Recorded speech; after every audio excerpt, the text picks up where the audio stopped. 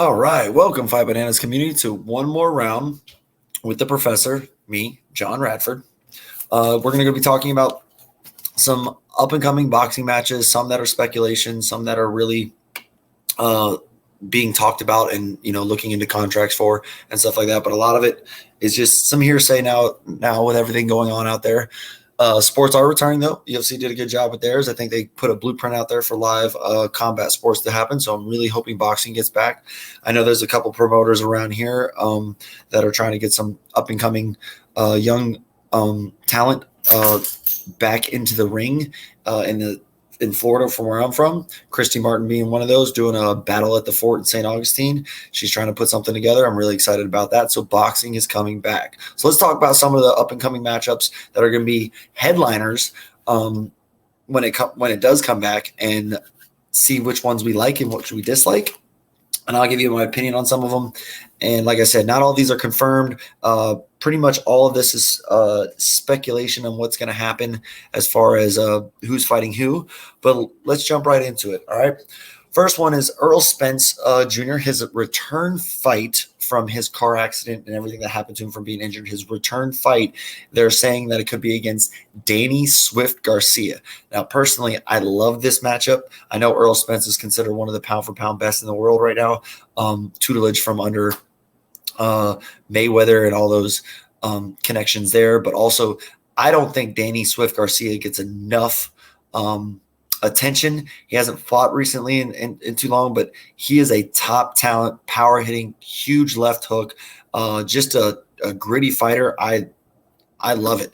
I love this matchup. I think, I don't know how much of a comeback fight you want right in the gates with Danny Garcia, but damn it, let's get it. So Errol Spence Jr. versus Danny Garcia. I think that's a great fight for the fans, great fight for both competitors. They have a style matchup that, with the way Errol Spence uses his jab and likes to pressure forward a little bit. Danny Garcia is a great power puncher with good speed, clean combos, and a hell of a left hook. Really, really looking forward to this fight. Really hope it comes to fruition and that we can see this, in the big stage in the ring. Because this is a fight that should definitely happen. Danny should start getting big-time opponents. Earl needs to fight everybody in the welterweight category right there, because there's so many great fighters there, and this could just really jumpstart all of that again. So really excited about this. I was super happy to see that this was even being talked about, even being looked into. So Errol Spence Jr. versus Danny Swift Garcia. Please, boxing gods, make this one happen. I would be really, really appreciative. Okay, moving on to another one. All right, a vet in Jorge Linares versus a young up-and-coming competitor in Ryan the King Garcia versus Jorge Linares in the lightweight category. This is great. This is a young lion versus old lion. Linares is a super talented veteran, former world champion, great punching and combos and hand speed, extremely quick and technical. And then Ryan Garcia is out of the same camp right now as of Canelo Alvarez. And he is just got phenomenal hand speed, putting people to sleep with check hooks, left hooks, right, putting it right on the chin. Really learning a lot from that camp over there. You can see his progression. This, I think, is just going to be a extremely fun, exciting fight between the experience that lower Jorge Linares has and the prowess and hunger that Ryan Garcia brings to the table right now, and how he's working so hard in the Canelo camp. I'm very, very enthusiastic about this one. I think this would be a great fight for the fans. I think we'd get to see a lot out of it. It's a big jump for Ryan Garcia as far as talent goes, and the people has been fighting. It's a big jump up in competition. Former world champion Jorge Linares. The last loss he had was to Lomachenko, which is arguably pound for pound the best fighter best boxer on the planet right now. So this fight should be extremely, extremely fun to watch. If I had to give a prediction, it's a tough one. I would go with the young lion for right now, Ryan Garcia, just because I just think he has the the hunger behind it. He has a great camp behind him. He's learning a lot from, one of the greatest fighters of this generation, Canelo Alvarez, arguably pound for pound the best fighter in the world right now, or best boxer in the world right now. So not taking any away from Jorge Linares, but I think Ryan can get him. I don't think he puts him away like he's been putting people away. I think he actually has to go 10 rounds or 12 rounds if it's for a championship. So I think Ryan wins, but it's going to be an extremely fun fight. We're going to see a lot of fast hands flying, a lot of combos, probably a lot of action. Just going to be really excited for this one. So if you guys want to chime in the DMs or anything like that, or in the comments when you're watching this, or hit up Fight Bananas, and I can always get it through there. Don't have quite yet a handle for Instagram for one more round, but we'll be getting there. But let us know. Also, anytime you guys want to give us anything about something to talk about here, would love to talk about anything that the fans want to see, anything that the boxers out there want to talk about, anything like that. A lot of different ideas for the show. We're going to do a little bit more as it goes on. But back to what we're talking about tonight, which is some up-and-coming fights and some speculation of fights going on. The next one I have on my list, it feels in my heartstrings. All right. So recently, Mike Tyson has been seen getting back in shape, getting back into the boxing shape or just fitness shape. I don't know. But then, he put out that pad video of him and Rafael Cordeiro hitting pads. And in case any of y'all didn't know who that was, that's Rafael Cordeiro that was holding pads for him. He's a legend in the Muay Thai world and MMA world. And he 100% knows how to hold pads and knows exactly what he's doing in there. A great, great martial artist. Also, like I said, he runs one of the best kickboxing gyms and MMA gyms in the world called King's MMA. So he was holding pads for Mike Tyson, and Mike was just ripping it, right? Everybody got excited, and then he turned to the camera and said, "I'm back." That's a tough one, guys, because they got him speculating to return fight, and whether they call it exhibitions or not, a return fight against Shannon Briggs or even Evander Real Deal Holyfield for a trilogy fight. Personally, I don't want to see any of it. I don't want Mike in the ring. I don't want Evander Holyfield in the ring. Shannon Briggs has been trying to be in the ring for a while and stuff like that. That's on him. But I don't want to see Mike Tyson in the ring, and I don't want to see Evander Holyfield in the ring, let alone against each other. Because you tell me it's an exhibition fight, but then all of a sudden the competitor in them come out, or as Mike Tyson likes to call it, his ego comes alive, and now that's no longer an exhibition fight. It's two men that were former champions trying to bang each other's head off at the age of 50. I don't care about that. I don't want to see that. I like Mike Tyson and what he does. I love listening to him talk. I love his podcast. I love what he's doing. Holyfield is just a legend, and no one needs to keep taking damage at that age. No one needs to fight beyond that. You take way more head damage in boxing than you do in any other sport. It doesn't need to happen. Do I want to see Mike Tyson stay in shape and just be the Mike Tyson ripping pads, hitting pads, and just tearing stuff up? Oh, absolutely. I'd love to see more videos of him training. But he doesn't need to be in the ring. Neither does Holyfield. I'd love to see Holyfield get training. Go hit pads, go smash stuff, go teach the youth, go bring some of these young heavyweights, give them your knowledge, and show the world that you still have it. Yes, you still have it, but you don't need to fight to show the world you still have it. We know you have. We know you can fight. We've seen it a long time ago. We loved it. I don't want that damage to these great legends, and especially when they've turned out to be such good people. Mike Tyson had such a tumultuous career of ups and downs and roller coasters, and the things he went through as a 19-year-old, a 21-year-old kid, being the youngest world heavyweight, and then it's all the stuff that all the wars that Holyfield been in with George Foreman, Lennox Lewis, Riddick Bowe, all these different guys. No one needs to get hit anymore, but I will always watch training videos of them both. I will always watch them both smash pads. I will always listen to them both talk because they're legends. They're great. We love them. That's why we want around. I want to be around to talk. I want them to talk about boxing. I want them to tutelage the young up and comers, especially the heavyweights. Man, we need to get the heavyweight division back on notice, and it's not by you guys coming back. It's by giving us your knowledge and sharing it with the up and coming heavyweights so they can get better.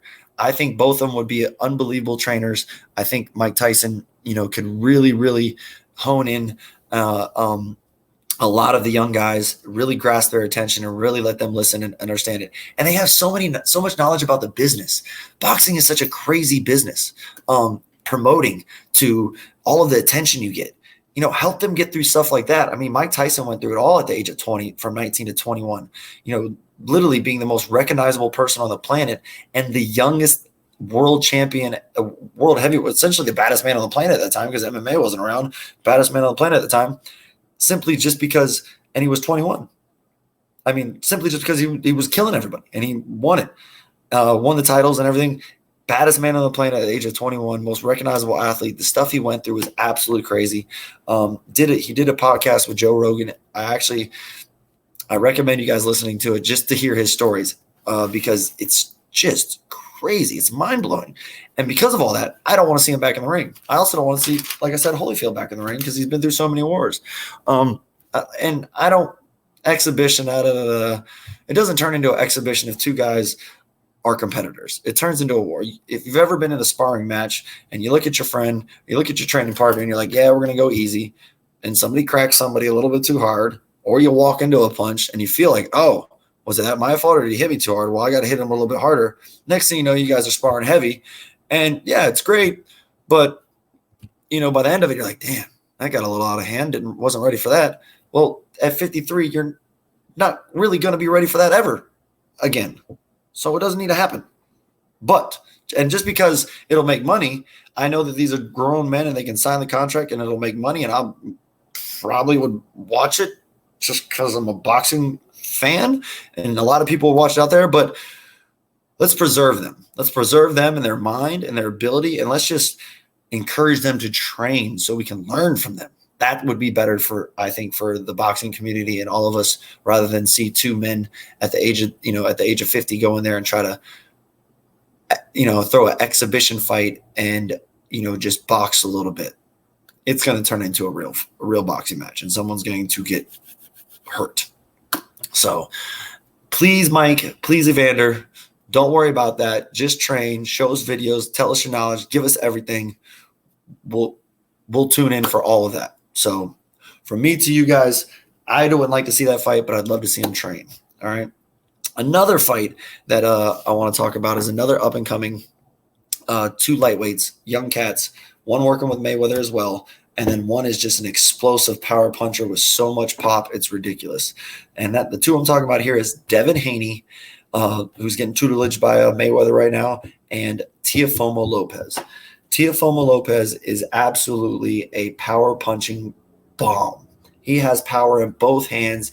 He is an explosive athlete, super athletic, and just got pop, man. Even with a crowd, you can hear how hard he hits. It's amazing. And like I said, he's super explosive, very athletic, and he's very skilled, very elusive in certain ways. But his by far his best thing is his explosiveness and his just athleticism. Now, and Devin Haney, I would say, is a more technical boxer, a little bit slicker, better with combos. He probably plays more of a chess match than Teofimo does, whereas Teofimo loses his athleticism and power to do it. Not saying Teofimo isn't a smart boxer. I'm just saying that he uses his advantages, which is his athleticism and power, to the utmost ability. And Devin Haney, I believe, is a slicker boxer, more of an actual boxer rather than a power puncher. And he uses combos, his head movement, his angles, sets traps, and things like that, and reads his opponents a little bit more. This is an exciting fight. Styles make fights. So this is a great stylistic matchup. You have a calculated boxer versus an explosive power puncher. I just really, really think this is a fun fight. And these are two young cats. Why not let them go at it? They're both up and coming hungry lions. Teofimo Lopez just knocked out Richard Comey very quickly for a title. Devin Haney is up and comer. I believe he was a former U.S. Team member, outstanding amateur, just a great pro now, and it's just fun. This is the type of fights that need to happen. This is how boxing gets back up there with the old times and the greats is by getting these young fighters, not giving them these bums or these what do they call them, mandatory challenges for if they have a title or anything like that. None of that stuff. Let's start getting these guys in the role and back into the game, back in there fighting each other. The welterweight category along with the lightweight category have a lot of young talent that needs to start fighting each other. All right. Everybody wants to preserve a record, be 50-0 like Mayweather. Not everybody's going to be able to be 50-0 like Mayweather. We have too many athletes out there nowadays that are joining combat sports. We may not see records for a long time that are like 50-0, 30-0 like an Andre Ward, or even 30-0 before Golovkin fought Canelo, things like that. It's just you may not see that because you have so much talent coming up through the ranks. And honestly, I don't know what the big deal is if you have a record with 4 or 5 losses on it. If you're fighting top flight competition, what is that to be ashamed of? Why do you have to pad your record with guys that don't mean anything? I get it at the beginning stages, but I don't understand it once you get past 20 fights, 25 fights. Like, why should you ever pad your record after that? You should be going to try to be the best in the world. Damn, if you're coming off an injury or you're coming off a long layover because of something happened outside the world, because life happens. I mean, we're going through a weird time with COVID right now, and things are starting to get semi back to normal. So I understand that. But if you're a real champion and you're real trying to be the best in the world, after a certain time, you should be like, I just want the best. I just want to fight the best guys in the world. And if I can't fight them, then why am I fighting? For a payday? Okay, I get that. People are going to say that for a payday. I understand that. You want to make money. But boxing, let's be real. Once you get to the top echelon, right? Once you get top where you're the A side or the B side of whatever, and you're fighting top 10 guys in the world or the top 5 guys in the world, the payday's there. It's not like MMA where the payday's not always great. Those guys, Lomachenko, one of the best fighters in the world, doesn't even do pay-per-view and still gets 2 to 3 million. These other guys are doing pay-per-view. They're doing DAZN. They're doing Top Rank. They're on ESPN. They're doing pay-per-views. They're going to make plenty of money. You're going to make plenty of money and just do the right thing with your money. And then fight the top guys in the world and see who the best is. Let's get that back. Back in the day, a lot of the older guys, the older fighters from back in the day used to always fight each other because they wanted to be the best in the world. We need to get back to that. If you're trying to fight for money, I get it because it is prize fighting. You do fight for money. The prize is money and a belt. But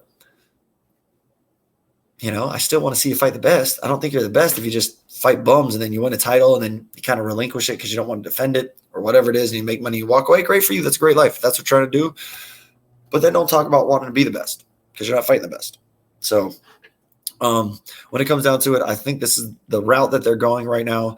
Some of the fights they're trying to set up, I really, really think this is the best way to go for the fans, for the fighters, for boxing to come back. The UFC is pumping out so many fights right now, and they're making the big name fights you want to see.